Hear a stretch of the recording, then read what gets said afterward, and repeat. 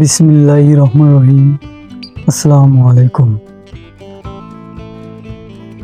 আপনারা এই জীবনে অনেক ভিডিওই দেখেছেন, ভালো মন্দ, নিত্য নতুন গান, নাচ, অনেক কিছু ভিডিও দেখেছেন। একটা বারের জন্য হলো একটা মিনিট আমার কথাগুলো শুনুন। যদি আপনার জীবনের সাথে মিলে যায় তাহলে দেখবেন, না হলে দেখবেন না। তো আমি কয়েকটা টপিক নিয়ে কথা বলবো। প্রত্যেকটা টপিক 2-1 মিনিট করে আলোচনা করব, তারপরে নেক্সটে অন্য টপিকে চলে যাব। তো প্রথম টপিক নিয়ে কথা বলবো মা বাবাকে নিয়ে। এই পৃথিবীতে অনেক হতভাগা সন্তান আছে যারা বাবা মার থেকে অনেক সম্পদ, আদর, স্নেহ, ভালোবাসা পেয়েও বাবা মার দিকে খেয়াল রাখে না, তাদেরকে দেখে না, তাদেরকে অসম্মান করে। আবার এই পৃথিবীতে এমনও সন্তান আছে যারা বাবা মার থেকে কিছুই পায়নি, তারপরও তাদের প্রতি খেয়াল রাখে, তাদেরকে দেখে। এই পৃথিবীতে সবাই কিন্তু যদি আপনাকে ভালোবাসে তাহলে সেখানে স্বার্থ কাজ করবে। একমাত্র বাবা মাই নিঃস্বার্থভাবে সন্তানদেরকে ভালোবাসে। আমি যদি আমার নিজের কথা বলি, আমার বিয়ে করা প্রায় 7 বছরের মতো হচ্ছে। তো আমি কিন্তু 1 সেকেন্ডের জন্য হলেও বাবা মার থেকে আলাদা খাই না, সবাই মিলেমিশে একটাই খাই। প্রথম টপিক বাবা মাকে নিয়ে কথা বলার কারণ হচ্ছে মিল্টন সমাদ্দার। আড়ালে একটা মুখোশধারী শয়তান। তো ইনি রাস্তা থেকে অনেক বাবা মা, অনেক বৃদ্ধ মানুষদের তুলে নিয়ে গিয়ে তার বৃদ্ধাশ্রমে আশ্রয় দিত, আড়ালে তাদেরকে কষ্ট দিত। তো যারা এই রাস্তায় পড়ে আছে তারাও তো কারো না কারো বাবা, কারো না কারো মা, কারো না কারো সন্তান, তাদের তো আত্মীয় স্বজন আছে। এই সন্তানগুলো যদি বাবা মাকে সঠিকভাবে দেখতো তাহলে কিন্তু তারা রাস্তায় আসতো না। ব্রেকিং নিউজে দেখলাম যে হারুন স্যার বলল যে মিল্টন সমাদ্দার এগুলো মানুষকে নিয়ে গিয়ে তার অপারেশনের রুম, যেটা ওটা তোর অপারেশনের রুম না, ওটা নিজস্ব অপারেশনের রুম ওনার, সেখানে চাকু বিলেট দিয়ে সেই বৃদ্ধ বাবা মার ভাই বোন সে যেই হোক না কেন, তার যদি আঙ্গুল পছন্দ ধরতো বা পা পছন্দ ধরতো, সে অজ্ঞান ছাড়াই সে হাত এবং পায়ের নখ কেটে ফেল দিত। তারা অনেক চিৎকার আর্তনাদ করত। তাহলে তারা কেমন সন্তান? এই বাবা মার চিৎকার আর্তনাদ, এই কষ্টটুকু দেখে তাদের কি মনে ব্যথা লাগে না, কষ্ট লাগে না? অনেক স্নেহ ভালোবাসা দিয়ে বাবা মা সন্তানদেরকে বড় করে। তো আমিও একজন বাবা, আমারও সন্তান আছে। তো সন্তানের যে একটা ভালোবাসা কি সেটা কিন্তু আমি বুঝি। আমি যদি বাইরে কোথাও কোনো কিছু কিনে খাই বা কেউ যদি আমাকে দেয় যে আপনি এটা খায়েন, যদি একটা বারের জন্যই হলেও যদি আমার সন্তানের কথা মনে হয়, আমি খেয়ে যে স্বাদ পেলাম, যখন মনে হবে না এটা নিয়ে গেলে আমার সন্তান খাবে, তখন কিন্তু ওই স্বাদটুকু আমি আর পাই না, খাবারের মধ্যে ওই মজা আর পাই না। তখন মনে হয় যে আমার সন্তান যদি খায়, আমি খেয়ে যে স্বাদ পাবে আমি না খেয়ে সেই স্বাদ উপভোগ করব। এই যে সন্তানের প্রতি ভালোবাসা, মায়া, স্নেহ, আদর, যত্ন, সেই সন্তান যদি বড় হয়ে কষ্ট দেয় বাবা মাকে, যদি দুবেলা দুমুঠো খাবার না দেয়, অপমান করে কষ্ট দেয়, এই পৃথিবীতে কিন্তু আছে অনেক সন্তানই এরকম আছে। তখন সেই বাবা মার কিরকম মনে হয় জানেন? সেই বাবা মা সন্তানদেরকে গড় দেওয়া করা লাগে না, তাদের মনে হয়, আমি স্যাম্পল একটা উদাহরণ বলি, আমার মনে হয় তারা এইরকমই মনে করে যে হে আল্লাহ, এটাই কি তোমার দুনিয়া, এটাই কি তোমার পৃথিবী, যে আমরা বাবা মা সন্তানদের থেকে কষ্ট পাবো, ভালোবাসা পাবো না? সন্তানরা আমাদেরকে দেখতে পারে না। এটাই কি তোমার দুনিয়া? এটাই তোমার পৃথিবী? এই জন্যই কি তুমি মানুষ পৃথিবীতে সৃষ্টি করেছো? প্রত্যেক বাবা মাকে কষ্ট দেওয়ার জন্য? এমন তো কথা ছিল না। এত স্নেহ, ভালোবাসা, মায়া, মমতা দিয়ে সন্তানদেরকে মানুষ মান করে সেই সন্তানই যদি আমাদেরকে না দেখতে পারে, তাহলে এই পৃথিবীতে থাকার তো আমাদের আর দরকার নাই। এইরকমই কিন্তু বাবা মার ভেতরে একটা কল্পনা হয়। আমার বাবা মা বেঁচে আছে, হাজারো কষ্টে থাকলেও আমরা সুখী। এই জন্য এমন এক সময় হয়তো আমার আসবে যখন বাবা মা থাকবে না। আমি তখন যদি হাজার সুখেও থাকি, তারপরেও মনে হবে যে কি জানি সুখ আমার কাছে নাই। আমি যত সুখেই থাকি, সেই সুখের মাঝে আমি তৃপ্তি পাবো না। এবার কথা বলবো পড়ালেখা এবং চাকরি জীবন নিয়ে। অনেক মধ্যবিত্তের ঘরে কিন্তু অনেক মেধাবী ছাত্রছাত্রী আছে, অনেক ব্রিলিয়ান্ট ছাত্রছাত্রী, লেখাপড়া অত্যন্ত ভালো, অত্যন্ত ব্রেন।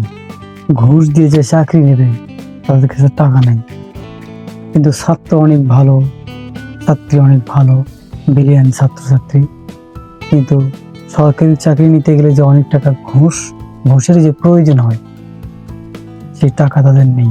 তখন নিজেকে কি মনে হয় জানেন? মনে হয় যে এত ভালো, এত ব্রিলিয়ান্ট ছাত্র হয়ে যদি মূর্খদের সঙ্গে কাজ করতে হয়, যারা ধরেন যে 10 পাস করছে, 5 পাস করছে বা 8 পাস করছে, তাদের সঙ্গে যদি কাজ করতে হয়, তাহলে এত ব্রিলিয়ান্ট ছাত্র হয়ে আমার কি লাভ হলো? টাকার জন্য চাকরি নিতে পারছি না। এই হচ্ছে আমাদের দুনিয়া। চাকরি নিতে গেলে দেখবেন অনেক দেখা যাচ্ছে যে আমি প্লাস পাইছি সব সাবজেক্টে, সব দিক দিয়ে ভালো, কিন্তু একজন পাচ্ছে সি গ্রেড বা বি গ্রেড, তাদের চাকরি সরকারি চাকরি হয়ে গেছে। অথচ এই প্লাস পাওয়া ছাত্র চাকরি হয় না কেন? অনেক টাকা দিয়েছে, ওনার চাকরি হয়ে গেছে, আমি টাকা দিতে পারিনি, আমার চাকরি হয়নি। তাহলে এই যে সে অফিসে কি শিক্ষা দেবে মানুষের, জনগণের কি শিক্ষা দেবে? ওই তো নিজেই লেখাপড়ায় দুর্বল, টাকার জোরে চাকরি নিয়েছে। সে জনগণের স্যার হয়ে, একটা অফিসার হয়ে সে জনগণকে কি শিক্ষা দেবে? কোনো শিক্ষা দিতে পারবে? তা তো নিজেরই কোনো শিক্ষা নাই। এই দোষটা কার? এই দেশটা যে চাকরি নিল ওনার না, যারা ঘুষ খাইয়ে চাকরিটা ওনাকে দিল, এই দোষটা সম্পূর্ণ তাদের। তারা এই দেশটাকে নিচে নামিয়ে দিল, জনগণের সেবা থেকে জনগণকে বঞ্চিত করল। এই হচ্ছে দুনিয়া। সেই অল্প লেখাপড়া নিয়ে, টাকা দিয়ে ঘুষের বিনিময়ে চাকরি নিয়ে এই জনগণকে কি শিক্ষা দিতে পারে? কোনো শিক্ষা দিতে পারে? এই তো নকল করেও পাস হতে পারে। এই নিজে একটা মূর্খ। তো যারা এরকম ঘুষ নিয়ে, যারা অল্প ব্রেনি ছাত্র, টাকার বিনিময়ে যারা চাকরি দেয়, আমি তো বলবো সে মূর্খ, যে চাকরি দিয়েছে ও মূর্খ। এই অফিসে কি করবে? যে আমি অনেক টাকা ঘুষ দিয়ে চাকরি নিছি, আমিও ঘুষ খাবো। আসলে এই ঘুষ খাওয়াটা শিখালো কে? সিনিয়র হয়ে জুনিয়রকে ঘুষ খাওয়া শিখালো। তার টাকা তোলা লাগবে, অনেক টাকা ঘুষ দিয়ে সে চাকরি নিয়েছে, তার তো টাকা তোলা লাগবে। এই জন্য ঘুষ খাওয়া শুরু করে দিল। অনেক বিলিয়ন ছাত্রছাত্রী টাকার অভাবে চাকরি হচ্ছে না, বেকার বসে আছে। তাদের মনের ভিতরে কি চিন্তা হবে যে এত লেখাপড়া শিখে চাকরি নাই, বাকি নাই, বেকার বসে আছে। তার সন্তানদের তখন অত লেখাপড়া শিখাবে না, বলবে যে আমরাই লেখাপড়া শিখে চাকরি পাই না, মানুষের দুয়ারে দুয়ারে ঘুরতেছি, বেসরকারি প্রতিষ্ঠানে চাকরি করি, এসে হাবি হাবি কারখানাত করি, আমাদের সন্তানদেরকে অত লেখাপড়া শিখাবো না। আসলে মূল কথা হলো, যদি কোনো জাতিকে ধ্বংস করতে চাও, তাহলে তার আগে শিক্ষা ব্যবস্থাকে ধ্বংস করো। এইভাবেই কিন্তু শিক্ষা নষ্ট হয়ে যাচ্ছে মানুষের মন থেকে। আমি একদিন বিএফটি অফিসে গেছিলাম, যেখানে গাড়ির কাগজপাতি করে। তো ওখানে একটা দালাল আছে, আমি নাম বলবো না বা জেলা বলবো না। ওখানে ওই দালাল সব অফিসারের সাথে মিল মহব্বত, মানে এই অফিসাররা এমনভাবে ঘুষ খায় কিন্তু কোনো প্রমাণ রাখে না। মানে সে ওই দালালের মাধ্যমে ঘুষ খায়। যদি ওই দালাল ধরা পড়ে তাহলে সেই দালাল চোর হলো, কিন্তু ওই চোরের টাকা যে এরাও খাচ্ছে, এই চোরের নাম হলো না। মানে যে দালাল এই টাকাটা নিল, এই ভাগ কিন্তু বিভিন্ন অফিসাররাও খাচ্ছে। অথচ ধরা পড়ার সময় দালাল ধরা পড়লো। এই অফিসার দালাল জিল্লা আছে, যারা সরকারি কর্মচারী তারা ধরা পড়লো না। অথচ সেই চোরের ভাগ কিন্তু এরা খাচ্ছে। এদের সিস্টেমটা অন্যরকম, মানে বুঝতে দেবে না আপনাকে, মাধ্যম দিয়ে এরা টাকা খায়। এরা মনে করে যে জনগণ বোঝে না, এরা জানে না, কিন্তু জনগণ যে বোঝে এরাই জানে না সেটা। এবার কথা বলবো ডাক্তারদের নিয়ে। তো আমি যদি বলি যে যারা গরু জবাই করে, মাংস বিক্রি করে, এরা কিন্তু কসাই। তা আমি বলবো যে এরা হচ্ছে 2 নম্বর কসাই, আর 1 নম্বর কসাই হচ্ছে ডাক্তার, এখনকার ডাক্তার। তবে হাজারে সব ডাক্তার না, হাজারে এক একটা ভালো আছে, সবগুলো না, হাজারে একটা। তো যারা মাংস বিক্রি করে এরা কিন্তু 2 নম্বর কসাই, আর যারা ডাক্তার আমি বলবো তারা 1 নম্বর কসাই। সরকারি মেডিকেলে গেলে অনেক ডাক্তার বলে যে আমি অমুক চেম্বারে বসি, ওখানে আসেন। তাই আমি বলবো যে অমুক চেম্বারে কেন যাওয়া লাগবে? আপনার যে চেম্বার যেখানে আপনি বসেন সেখানে যে চিকিৎসা হবে, মেডিকেল হবে না? আপনার যে ক্লিনিক যে দিয়ে রাখছেন এটা তো মুরগি ঘোড়া, আর মেডিকেল তো অনেক বিশাল বড়, এখানে হবে না চিকিৎসা? ওখানে আবার ডাকেন কেন? ওখানে কেন যাওয়া লাগবে? এই চিকিৎসা এখানেই হবে। তার মানে কি এখানে ওর সরকারি বেতন তো হচ্ছে না, আর আরো লাগবে। অনেক মানুষ বেকার বসে আছে, কাজ নাই, চাকরি বাকরি নাই, বিলিয়ন ছাত্র হয়ে বসে আছে, আর এরা সরকারি চাকরি করে যে বেতন পায় তাও এখানে হচ্ছে না। আবার ওই ক্লিনিকে যাওয়া লাগবে, ওখানে দেখা করা লাগবে, ওখানে গেলে ভিজিট পাচ্ছে, আরো টাকা ইনকাম হচ্ছে। এখানে যে কত টাকা লাগে আল্লাহ পাকই জানে। তবে যারা বিভিন্ন সরকারি মেডিকেলে যাবেন দেখবেন যে সেখানে কিন্তু বিভিন্ন দালাল আছে। সেই দালাল থেকে অবশ্যই সাবধান থাকবেন। তারা এমনভাবে কথা বলবে, এমনভাবে আপনাকে ভুলাবে, মনে হয় যে আকাশ থেকে ফেরেশতা এখনই নামলো। এদের কথা কিন্তু কখনো বিশ্বাস করা যাবে না। এদের ক্লিনিক দিয়েছে মুরগি ঘোড়া, আর বুঝাবে মনে করেন যে রাজপ্রাসাদ, মানে এমন ভাব করে বুঝাবে এরকম। তো এদের খপ্পরে কখনোই পড়বেন না। এইসব দালাল একটা রুগী নিয়ে গেলেই কিন্তু ইনকাম, তারা কিন্তু একটা পার্সেন্টেজ পায়। কথার কথা একটা রুগী লেগে গেলে হয়তো করে আগে থেকে ঠিক করা আছে, তুমি একটা রুগী নিয়ে আসো 500 টাকা, বা একটা রুগী নিয়ে এলে 1000 টাকা। এরা তো টাকা ইনকামের জন্য আপনাকে ভুলিয়ে ভালে, আপনি চিকিৎসা হোক আর না হোক, ভালো হোক আর না হোক, আপনাকে এত ভুল ভাল বুঝিয়ে, মানে কি বলবো, যে আকাশ থেকে এখনই ফেরেশতা নামলো এইভাবে বুঝাবি, বুঝে আপনাকে নিয়ে দেয় দেখবেন যে ওই নাই। তারপর আপনি এদিকে মনে করেন টাকা পয়সা সব মনে করেন যে শেষ, ভুল ভাল চিকিৎসা করে। পরীক্ষা লেবি 2টা দিবি 5টা। বললাম না যে ডাক্তার হচ্ছে 1 নম্বর কসাই। ডাক্তারদের যে আমি কসাই বলি, কেন বলি একটু শোনেন। যারা সরকারি মেডিকেল ডাক্তার, তারা সরকারি যে বেতন পায় তার থেকে বেশি বেতন পায় ওষুধ কোম্পানিগুলো থেকে। তার কারণ বাংলাদেশে ওষুধ কোম্পানি কিন্তু প্রচুর, রহ কোম্পানি।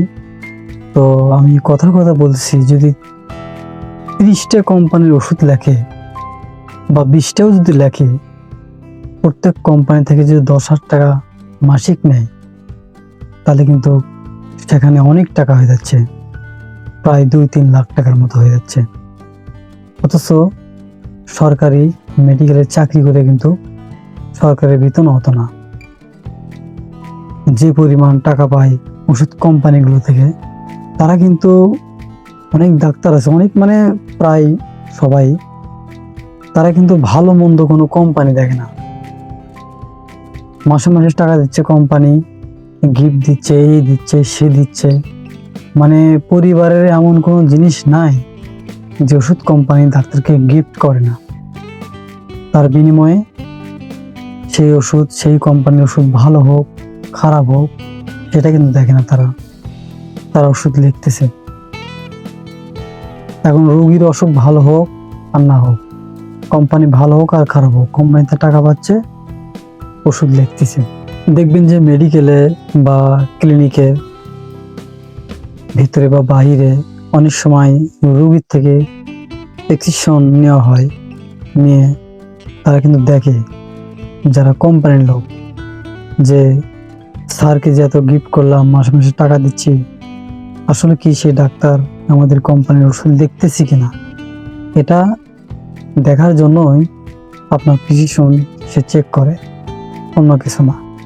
কোনো ওষুধ কোম্পানির লোককে যারা ডাক্তার ভিজিট করে, তাদেরকে যদি ডাক্তার বলে যে আপনার ভাবি, আমি কথার কথা একটা উদাহরণ বলছি, যে ডাক্তার বলে, রিপ্রেজেন্টেটিভ বলে যে আপনার ভাবি এই যে শীতের মধ্যে রস খেজুরের এটা খাইতে চাইছে, তো যদি সম্ভব হয় চেষ্টা করবেন, না হলেও হবে। যদি এইটুকু বলে, তো দেখবেন যে সেই কোম্পানির লোক কোথায় রস পাবে, কোথায় কিভাবে, দেখবেন যে তার এমডি রসের পিঠা, মানে যাবতীয় জিনিস ডাক্তার সামনে হাজির করবে। ডাক্তার বলবে কি করে, এত কিছু, আমি তো অত কিছু চাইনি। তখন এত পাম্প পট্টি মারবে যে না, আমাদের এমডি আপনাদের খুব ভালোবাসে, খুব মনে করে, ডেলি কয়, প্রায়ই কয়, মানে পাম্প পট্টি মারে, মানে এত কিছু পাঠাইছে আপনাকে, সে ভালোবাসে। তা আসলে কি সেই ভালোবাসা কি অন্তরে, সেখানে স্বার্থ আছে। তার কারণ তার কোম্পানির সেই ডাক্তার ওষুধ লেখে, তাকে না দিলে হবে? তো আমি ভাষায় প্রকাশ করব না, ডাক্তাররা মানে নিচে থেকে, একদম নিচে থেকে উপর লেভেল মতো যেগুলো গিফট পায়, তাদের গিফট নিতে নিতে নিতে এত বেশি হয়ে যায়, তারা দেখবেন সেগুলো গিফট, ডাক্তার গিফট মার্কেটেও পাওয়া যায়, অনেক জেলাতে, ঢাকা শহরে রহরহ পাওয়া যায়। এগুলো গিফট মাসে মাসে টাকা নিয়ে তাদের কাছে কন্ট্যাক্ট থাকে, সেই অনুযায়ী সেই কোম্পানির ওষুধ তারা লেখে। সেই কোম্পানির ওষুধ ভালো হোক আর খারাপ হোক সেটা কিন্তু তারা দেখে না, রোগীর অসুখ ভালো হোক আর না হোক। তো এই জন্য আমি বলি ডাক্তাররা খুব কষায়। অনেক রোগী আছে কিছু বোঝে না, অনেক নর্মাল কোম্পানি লেখে, তো তারা কিন্তু দোকানে যে বলে যে ডাক্তার যেটা লেখছে সেটাই দেবেন, ওষুধ যেন চেঞ্জ না করেন। এই কথাটা ভুল, কারণ আপনার ওষুধ যদি নর্মাল কোম্পানির হয়, সেটা গ্রুপ মিল করে ব্র্যান্ডের কোম্পানি, ভালো কোম্পানির ওষুধ খাইলে যে ওষুধ ডাক্তার লেখছে তার চেয়ে ভালো রেজাল্ট পাওয়া যাবে। যদি সেটা নর্মাল কোম্পানি হয়, ভালো ভালো কোম্পানি আছে ব্র্যান্ডের, যেমন স্কোয়ার তো বটেই, Beximco, Renata, Acme, Radiant health care, Aristo pharma, ACI ইত্যাদি অনেক কিছু। তো যে কোম্পানির, নর্মাল কোম্পানির ওষুধ লিখুন না কেন, আপনারা যদি এই গ্রুপ মিল করে ওষুধ খান, অনেক রেজাল্ট ভালো পাবেন। যেমন একটা উদাহরণস্বরূপ বলি, যেহেতু আপনারা সবাই বোঝেন যে জ্বরের যে আমরা যে ওষুধটা খাই তার গ্রুপের নাম কিন্তু প্যারাসিটামল। ওষুধের নাম যেই হোক না কেন, যে কোম্পানি হোক, কিন্তু আপনাদের প্যাকেটের গায়ে নিচে ছোট্ট করে লেখা থাকে কিন্তু প্যারাসিটামল। সব কোম্পানির ওষুধের যে নাম যেটাই হোক, নিচে লেখা থাকবে জ্বরের জন্য প্যারাসিটামল। এখন ডাক্তার যদি নর্মাল কোম্পানির আপনি জ্বরের ওষুধ থাকে, সেক্ষেত্রে প্যারাসিটামল বিভিন্ন ব্র্যান্ডের কোম্পানি আপনি গ্রুপ মিল করে নিতে পারেন, রেজাল্ট কাজ কিন্তু একই। যে কোম্পানি লেখছে ওটাও জ্বরের কাজ করবে, বা যেটা ব্র্যান্ডের কোম্পানি ওটা জ্বরের কাজ করবে, শুধু এইটুকু তফাৎ ভালো আর মন্দ। যেমন অনেকে আছে যাদের ডায়রিয়া হয়, পাতলা পায়খানা হয়, তো এই ধরনের ওষুধ কিন্তু আমরা সবসময় মেট্রোনিডাজল গ্রুপের ওষুধ খেয়ে থাকি। তো অবশ্যই মেট্রোনিডাজল গ্রুপের ওষুধ, ভালো ভালো কোম্পানির ব্র্যান্ডের ওষুধ নেবেন।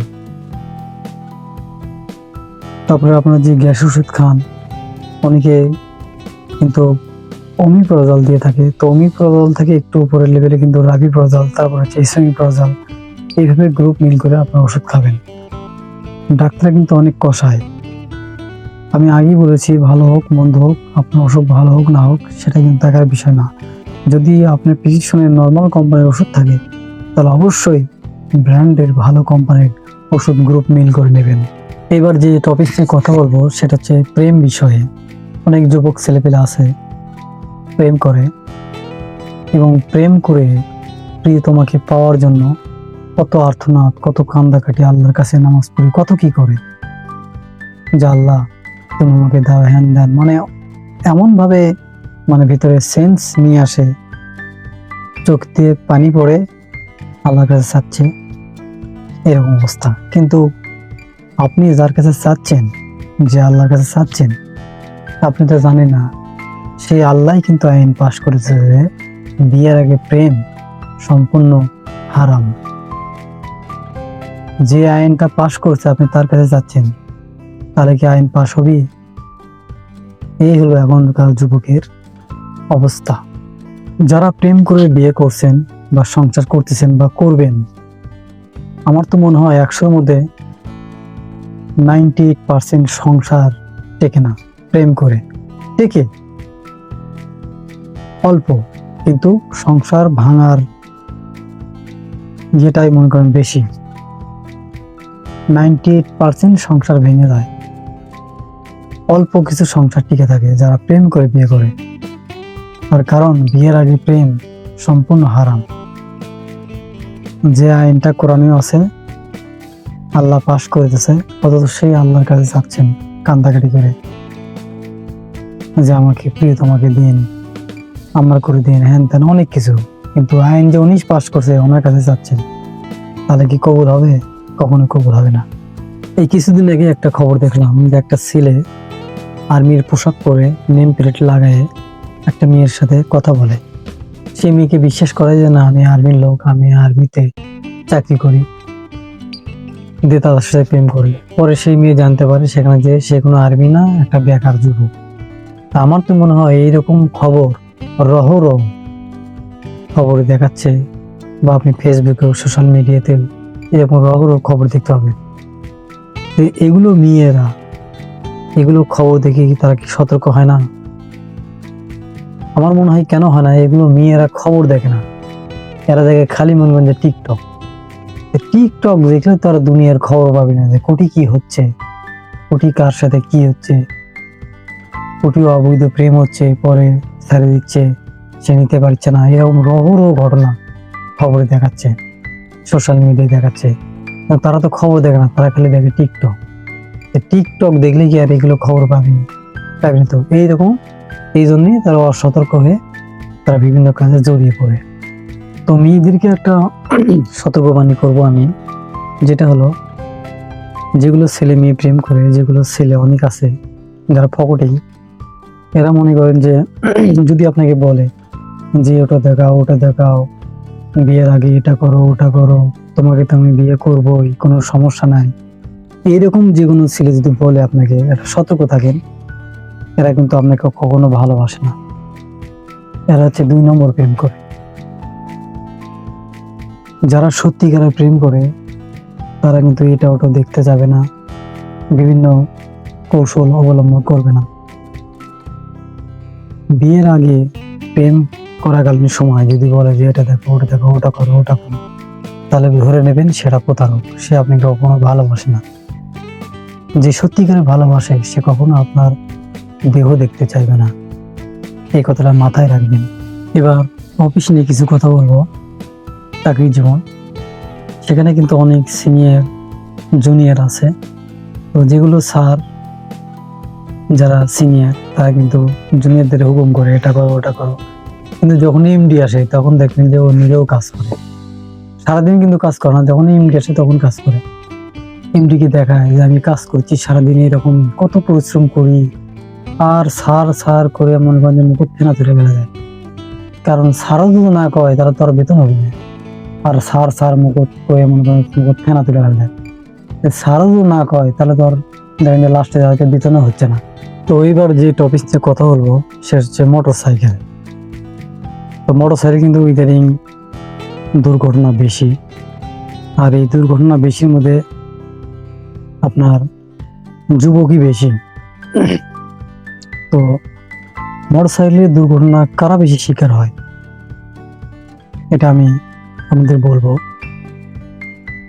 যে যুবক মনে করেন যে শ্বশুর বাড়িতে টাকা নিয়ে মোটরসাইকেল কিনবে, এই কিন্তু একে বেঁকে মোটরসাইকেল চালাবে, কারণ ওর তো নিজের টাকাতে মোটরসাইকেল না, রক্তে ঘাম ঝরা টাকা ইনকাম করে মোটরসাইকেল কেনা না। রক্তে ঘাম ঝরা মোটরসাইকেল যদি কিনতো তারা কিন্তু সেই মোটরসাইকেলের প্রতি মায়া হতো, বাপরে কোথাও ঠোকা লাগলে রং উঠে যাবে বা চেকে যাবে। কিন্তু এটা হচ্ছে শ্বশুরের টাকা, শ্বশুরের টাকা দিয়ে মোটরসাইকেল কিনবে তার মোটরসাইকেল রেখে রেখে চলবে। তারপরে ঘুষের টাকা দিয়ে মোটরসাইকেল চললে সেটাও রেখে রেখে চলবে। এরকম অনেকগুলো স্টেপ আছে, যারা নিজের টাকা দিয়ে মোটরসাইকেল কিনে না, অন্যের দেয়া শ্বশুরের, ঘুষের, বাপের টাকা, তারাই কিন্তু মোটরসাইকেল এঁকে বেঁকে চালায়। এরাই কিন্তু দুর্ঘটনার শিকার বেশি হয়, তারা কিন্তু অসতর্কভাবে মোটরসাইকেল চালায়। আর যারা নিজের টাকা, রক্তে ঘামা খাটনির টাকা দিয়ে মোটরসাইকেল কিনে, তাদের মোটরসাইকেল কখনো এঁকে বেঁকে চলে না, তাদের দুর্ঘটনাও কম। কয়দিন আগে একটা ভিডিওতে দেখলাম যে একটা যুবক মোটরসাইকেল কিনে নেওয়ার জন্য তার বাবা মার বাড়িতে অত্যাচার করতো, ভাঙচুর করতো, না হলে বাড়ি ঘর আগুন লাগিয়ে পুড়ে ফেলে দেবে, এরকম অবস্থা করতো। না পারে তাকে মোটরসাইকেল কিনে দিয়েছে, কিছুদিন পরে অ্যাক্সিডেন্ট করে সেই ছেলে মারা গেছে। তো আমি একটা কথা বলি, আমার নিজের সেন্স থেকে কথা বলি, সেটা হচ্ছে আমি যদি বাবা মার থেকে কান্দে কাটে সাইয়ে চিনতে ভাঙচুর করে যদি মোটরসাইকেল নিই, আর এই মোটরসাইকেল নিয়ে যখন রাস্তায় বাড়াবো, তখন আমার সম্মান থাকবে।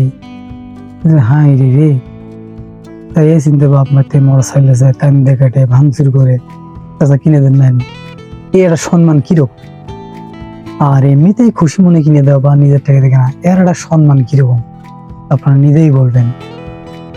এরকম কান্দে কেটে ভাঙচুর করে মোটরসাইকেল রাস্তা বাড়ালে ওই মোটরসাইকেল চড়াও যা, আমার না চড়াও তাই, কোনো সম্মান নাই। আমার কিন্তু মোটরসাইকেলের প্রতি অতটা আকর্ষণ নাই বা পেনিক নাই যে লয় লাগবে নেব, মানে কোনো এনার্জি নাই। আমার বর্তমানে যেটা এনার্জি, যেটা সবচেয়ে ভালো লাগে, সেটা হচ্ছে কন্টেন্ট বানানো। মানে আমি এমন কন্টেন্ট বানাবো যেগুলো সমাজ নষ্ট হবে না, ছেলেপেলে নষ্ট হবে না, অল্প কিছু হলেও তারা কিছু এই ভিডিও থেকে শিখবে, এরকম কন্টেন্ট বানানো। আমার কথা ফেসবুকে বা সোশ্যাল মিডিয়ায়, ইউটিউবে টাকা ইনকাম হোক আর না হোক, আমি কন্টেন্ট ভালো ভালো কন্টেন্ট বানাবো, যেন অনেক মানুষ কিছু শিখতে পারে। শেখার তো শেষ নাই, আমারও শেখার শেখ নাই, আমি কিছুই জানি না, আমারও জানার অনেক ইচ্ছা আছে। তো আমার এটা হচ্ছে আকর্ষণ, যে আমার ভিডিও থেকে, আমার ফেসবুক থেকে, আমার ইউটিউব থেকে টাকা ইনকাম হোক না হোক, আমি ভালো কিছু কন্টেন্ট দেবো জনগণের জন্য, দর্শকের জন্য, তারা যেন কিছু শিখতে পারে। এটাই হচ্ছে আমার আকর্ষণ। তো কথা বললে অনেকগুলো টিপস নেই, কথা বলতে পারতাম, তো ভিডিওটা লং হয়ে যাবে। তো নেক্সট সময়ে, নেক্সট টাইমে আরো অনেকগুলি কথা বলবো। আজ এই পর্যন্তই, আল্লাহ হাফেজ।